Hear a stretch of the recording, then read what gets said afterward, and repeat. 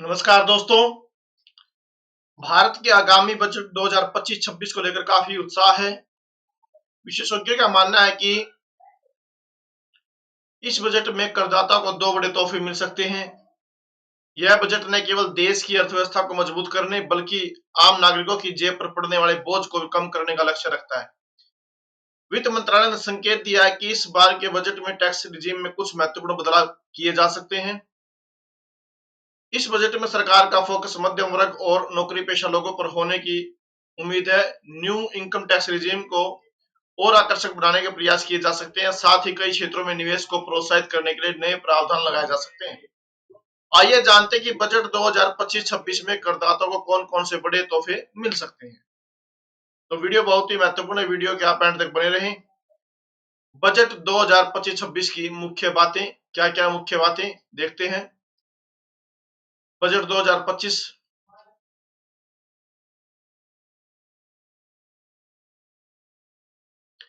पहला जो बड़ा गिफ्ट है, न्यू इनकम टैक्स रिजीम में बदलाव।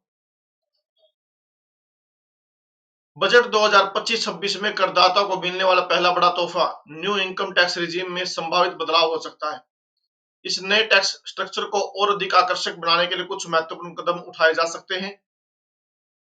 टैक्स स्लैब में बदलाव, नए रिजीम में टैक्स स्लैब को और उदार बनाया जा सकता है। इससे करदाता को कम टैक्स देना पड़ेगा। सेकंड है standard deduction. New tax regime में स्टैंडर्ड डिडक्शन की सुविधा दी जा सकती है और वर्तमान में पुराने रिजीम में ही उपलब्ध है। छूट सीमा में वृद्धि, कर मुक्त आय सीमा को बढ़ाया जा सकता है जिससे कम आय वाले लोगों को राहत मिलेगी। सरलीकरण, टैक्स कैलकुलेशन प्रक्रिया को और सरल बनाया जा सकता है जिससे करदाता को अपना टैक्स आसानी से समझने और भरने में मदद मिलेगी। इन बदलाव से न्यू इनकम टैक्स रिजीम और अधिक लोकप्रिय हो सकता है जिससे अधिक से अधिक लोग इसे अपनाने के लिए प्रेरित होंगे। आगे देखते हैं क्या बदलाव हो सकता है, क्या गिफ्ट है। दूसरा बड़ा गिफ्ट, निवेश प्रोत्साहन योजनाएं।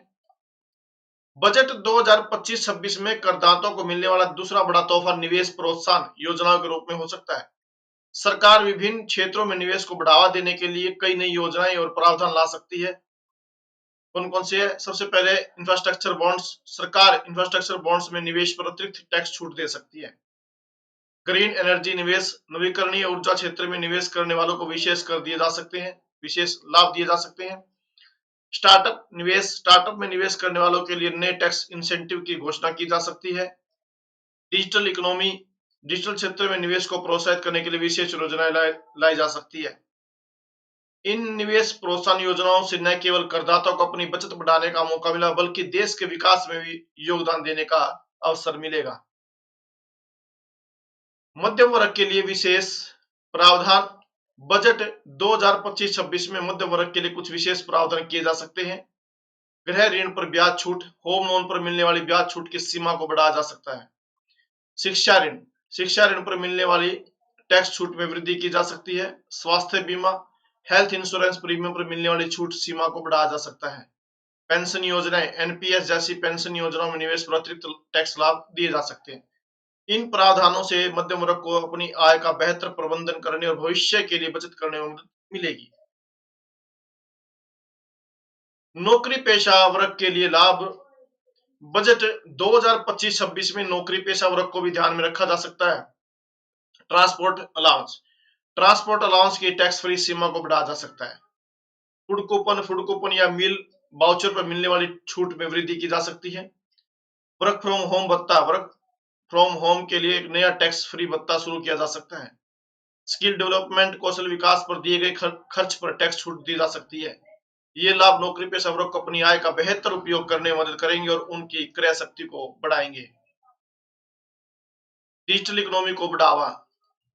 बजट 2025-26 में डिजिटल इकोनॉमी को प्रोत्साहित करने के लिए कुछ विशेष प्रावधान किए जा सकते हैं। डिजिटल पेमेंट, डिजिटल भुगतान को बढ़ावा देने के लिए विशेष छूट या कैशबैक योजनाएं। ई कॉमर्स, ऑनलाइन व्यापार को प्रोत्साहित करने के लिए टैक्स इंसेंटिव। फिनटेक कंपनियों के लिए विशेष कर लाभ। साइबर सुरक्षा में निवेश पर अतिरिक्त टैक्स छूट।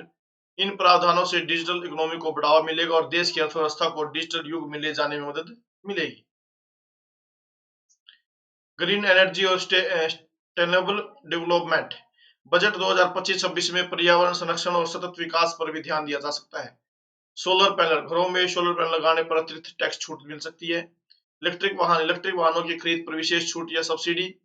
ग्रीन बिल्डिंग, पर्यावरण अनुकूल भवनों के निर्माण पर टैक्स लाभ। रिसाइकलिंग और वेस्ट मैनेजमेंट में निवेश पर प्रोत्साहन। ये प्रावधान न केवल पर्यावरण संरक्षण में मदद करेंगे बल्कि ग्रीन टेक्नोलॉजी के क्षेत्र में नए रोजगार के अवसर भी पैदा करेंगे। स्टार्टअप इकोसिस्टम को बढ़ावा। बजट 2025-26 में स्टार्टअप इकोसिस्टम को मजबूत करने के लिए कुछ महत्वपूर्ण कदम उठाए जा सकते हैं। टैक्स हॉलिडे, नए स्टार्टअप के लिए टैक्स हॉलिडे की अवधि बढ़ाई जा सकती है। एंजल निवेशकों के लिए टैक्स नियमों में छूट दी जा सकती है। R&D खर्च, अनुसंधान और विकास पर किए गए खर्च पर अतिरिक्त टैक्स छूट। ESOP taxation, ESOP employee stock ownership plan पर टैक्स नियमों में सुधार। इन प्रावधानों में स्टार्टअप को अपना व्यवसाय बढ़ाने और नवाचार को प्रोत्साहित करने में मदद मिलेगी। इन सभी बातों के बावजूद जो ये सूचना दी गई है केवल उद्देश्य के लिए। बजट 2025-26 के बारे में दी गई जानकारी अनुमान और विशेषज्ञों की राय पर आधारित है।